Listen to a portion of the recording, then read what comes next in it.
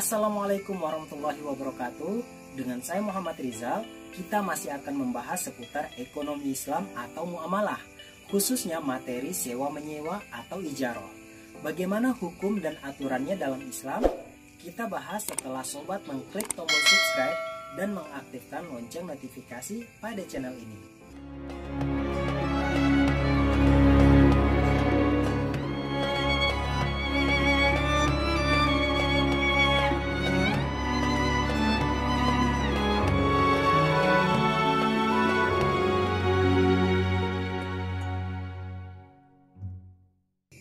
Sobat, salah satu bentuk muamalah yang dapat kita lihat dan itu merupakan kegiatan rutin yang dilakukan masyarakat, yakni sewa-menyewa, di mana masalah sewa-menyewa mempunyai peranan penting dalam kehidupan sehari-hari sejak zaman dahulu hingga sekarang.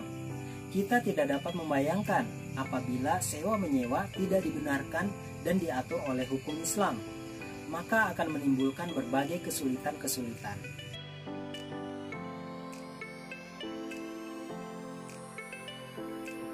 Sobat, dalam kajian keislaman, sewa-menyewa disebut dengan istilah ijarah. Apa maksudnya? Secara bahasa, ijarah berasal dari kata ajru yang berarti pengganti. Sedangkan secara istilah, ijarah adalah akad atas manfaat suatu materi dengan tukaran yang sesuai dengan kesepakatan. Dengan kata lain, ijarah adalah jenis akad untuk mengambil manfaat dengan kompensasi. Manfaat di sini berupa manfaat atas barang, misalnya rumah yang dikontrakan atau mobil yang direntalkan.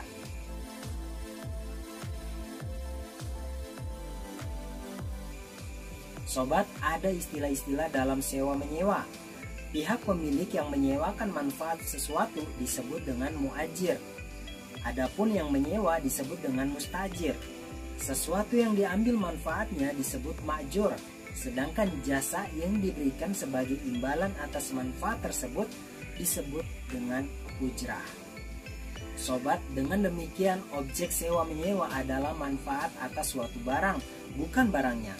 Seseorang yang menyewa sebuah rumah untuk dijadikan tempat tinggal selama 1 tahun dengan imbalan 3 juta rupiah, orang yang menyewa berhak menempati rumah itu untuk waktu 1 tahun saja. Tetapi orang yang menyewa tidak berhak memiliki rumah tersebut. Nah, dari segi imbalannya, ijarah ini mirip dengan jual beli. Tetapi keduanya berbeda, karena dalam jual beli objeknya adalah benda. Sedangkan dalam ijarah objeknya adalah manfaat dari benda tersebut. Oleh karena itu sobat, tidak diperbolehkan menyewa pohon untuk diambil buahnya. Karena buah itu adalah benda, bukan manfaat. Demikian pula tidak diperbolehkan menyewa sapi untuk diperah susunya, karena susu bukan manfaat, melainkan bendanya.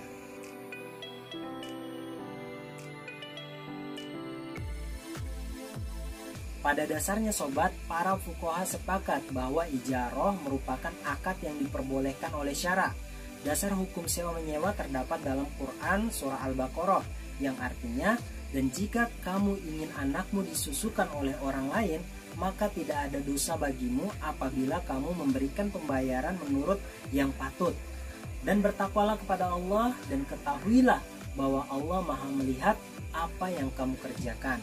Quran surah Al-Baqarah ayat 233. Sedangkan landasan sunnahnya terdapat pada hadis yang diriwayatkan oleh Al-Bukhari dan Muslim, yakni dari Ibnu Abbas bahwa Nabi Muhammad SAW bersabda, yang artinya bayarlah buruh itu sebelum keringatnya kering. Nah sobat, dari beberapa dasar di atas kiranya dapat dipahami bahwa sewa-menyewa itu diperbolehkan dalam Islam, karena pada dasarnya manusia senantiasa terbentur pada keterbatasan dan kekurangan. Sobat, kenyataannya di kehidupan sehari-hari ada orang yang memiliki aset untuk dimanfaatkan. Di sisi lain ada orang yang tidak memiliki aset. Dengan dibolehkannya ijarah, maka orang yang tidak memiliki aset bisa menggunakannya untuk beberapa waktu tertentu dengan memberikan imbalan berupa uang sewa yang disepakati bersama tanpa harus membeli aset itu.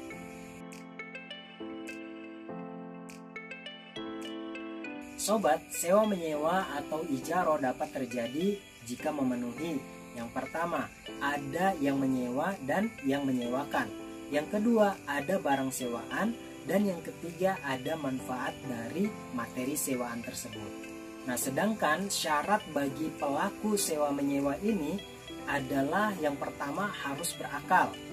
Kemudian yang kedua harus balik.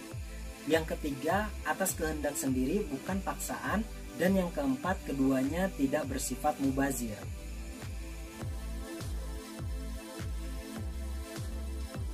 Sobat, sebelum melakukan akad sewa menyewa, maka sobat perlu memperhatikan syarat sah sewa menyewa yang berikut ini. Syarat sah sewa menyewa yang pertama adalah kedua belah pihak harus sama-sama rela. Apabila ada salah satu pihak yang dipaksa untuk melakukan akad, maka akadnya tidak sah. Hal ini termaktub dalam Quran Surah An-Nisa ayat 29.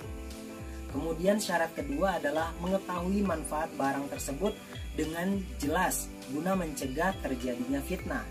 Syarat ketiga, barang yang menjadi objek akad dapat diserah terimakan pada saat akad. Misalnya, akan menyewa rumah sebagai tempat tinggal, maka rumahnya harus telah tersedia. Mau menyewakan kendaraan, maka kendaraannya harus juga telah tersedia. Sedangkan syarat yang keempat adalah memanfaatkan barang yang disewakan untuk hal-hal yang dihalalkan agama. Tidak boleh menyewakan rumah untuk tempat maksiat. Tidak boleh menyewakan kendaraan untuk akomodasi hal-hal yang diharamkan. Maka sobat, bagi pemilik barang sewaan atau muajir berkewajiban mengetahui akan dimanfaatkan ke jalan mana barang sewaannya oleh mustajir. Nah sobat, demikian bahasan singkat kita mengenai sewa menyewa atau ijarah dalam sistem ekonomi Islam. Kalau sobat punya pertanyaan seputar bahasan ijarah ini, silahkan komentar di bawah video ini.